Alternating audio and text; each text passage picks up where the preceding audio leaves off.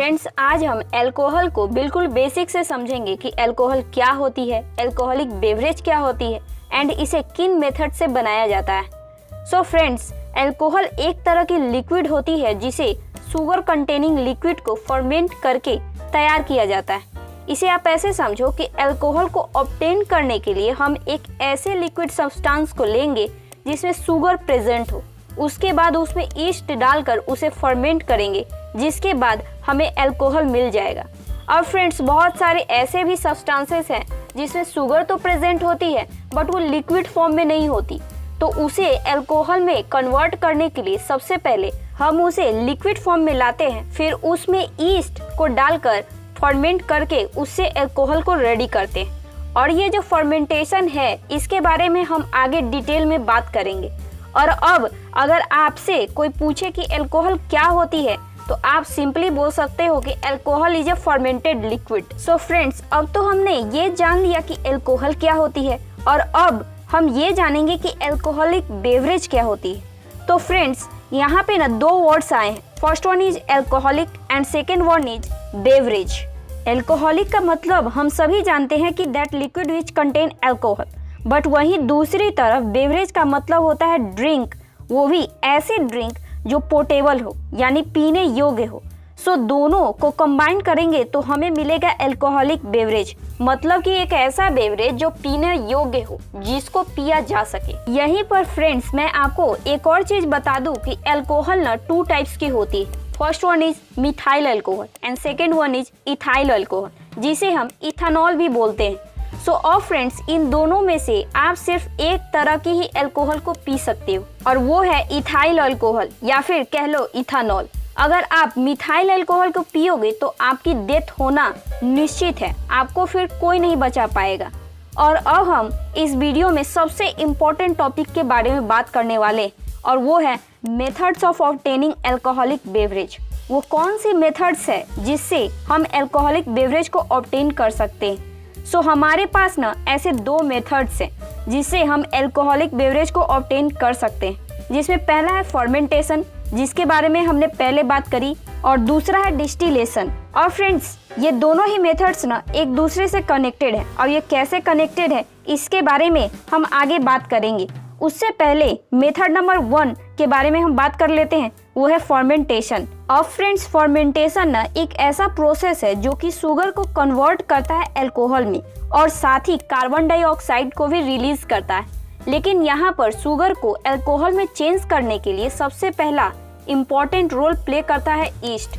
अब फ्रेंड्स, आप इसे ऐसे समझो कि ईस्ट ना शुगर को खाती है और अल्कोहल और CO2 को रिलीज करती है। बाय द वे, फर्मेंटेशन का एक फॉर्मूला भी होता है जिसे हम इस तरीके से रिप्रेजेंट करते हैं, C6H12O6 in the presence of east 2C2H5OH plus 2CO2। और फ्रेंड्स, आपको इस फॉर्मूला में क्लियरली दिख रहा होगा कि सबसे पहले हम शुगर लेते हैं, फिर उसमें ईस्ट डालते हैं और वो ईस्ट उस शुगर को खाती है और अल्कोहल एंड कार्बन डाइऑक्साइड को रिलीज करती है। So friends, fermentation is the process in which sugar is converted to alcohol and carbon dioxide by the yeast.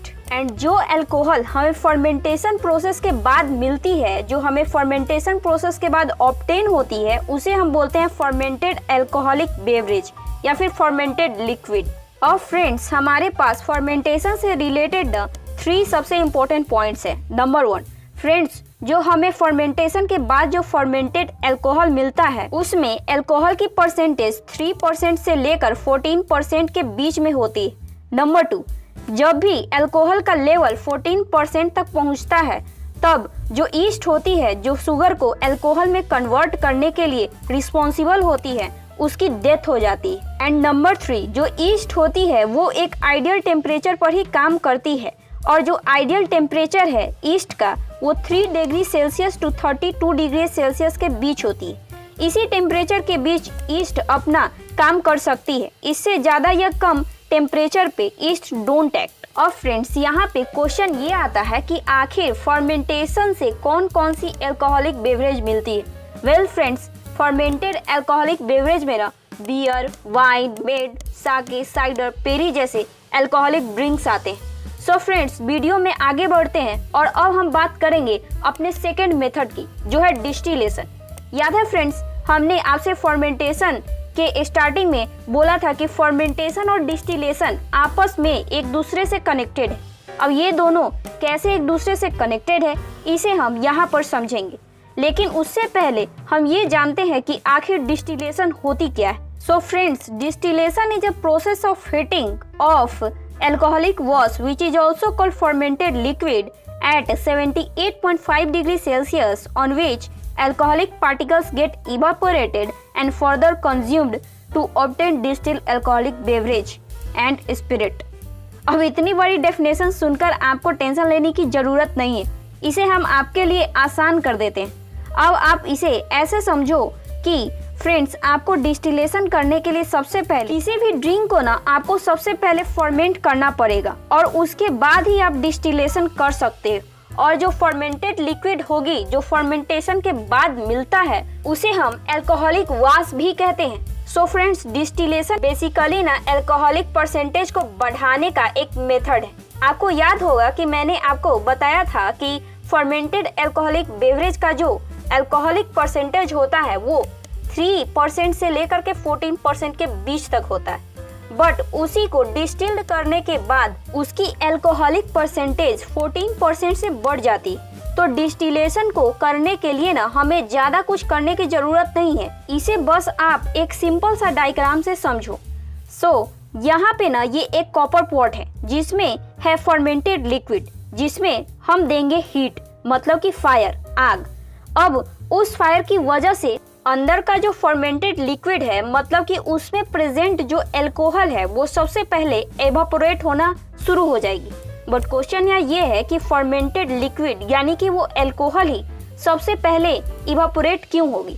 उसमें तो वाटर भी प्रेजेंट है, तो वो सबसे पहले क्यों नहीं इवापोरेट होगी?